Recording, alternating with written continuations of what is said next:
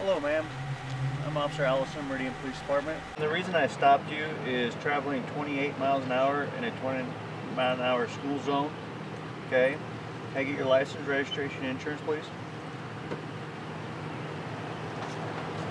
Perfect. Did you realize how fast you were going?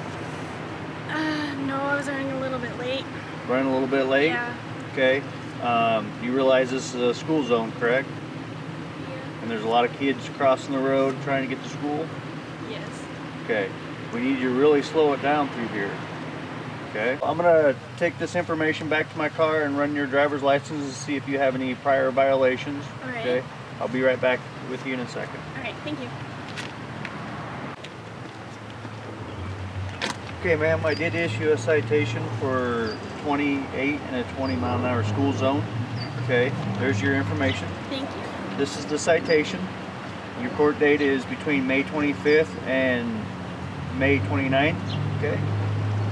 If you feel that you are not guilty for speeding, you can show up to the court and plead not guilty. If you feel that you are guilty for speeding and you just want to pay the fine, you can pay the fine and not have to worry about going to court, okay? Do you have any questions for me?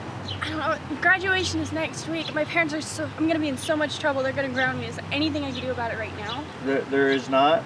Unfortunately, I wrote the citation to you and I'm serving that to you, so you're gonna have to go to court.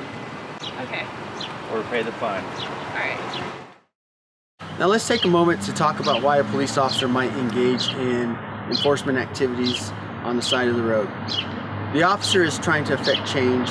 He's looking at the safety of the community, and when he sees a violation and he feels he needs to address it, that is when he conducts a traffic stop and interacts with the public. As he does this, he doesn't know who he's talking to, and so he has to be concerned about his safety and the safety of everyone else. As he has this conversation or interaction with the person that he stopped, he will be professional. He will talk about the reason for the violation, and by the totality of circumstances may even issue a citation.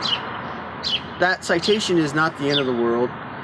You can go to court if you feel necessary to be able to have this addressed by a judge if you don't think you made the violation the officer is issuing you a citation for. So when the officer stops you, just remember, don't jump out of your car, don't reach for objects the officer can't see. Be courteous to the officer and you'll find the same courtesy given back to you. Just remember that when a police officer makes contact with you on a traffic stop, he is trying to make the community safer. He is looking at the violations on the rules of the road and addressing them. So it is important for you not to get out of your car, to be able to allow the officer to see what you're doing so you're not reaching for objects the officer cannot see. Have your documents available. Be respectful and have a conversation like you would have with anyone else with the officer. Thank you for giving us a little bit of your time to talk about how to properly interact with law enforcement. We want to make sure that our community is safe, and positive interactions with the community makes it a lot easier to do.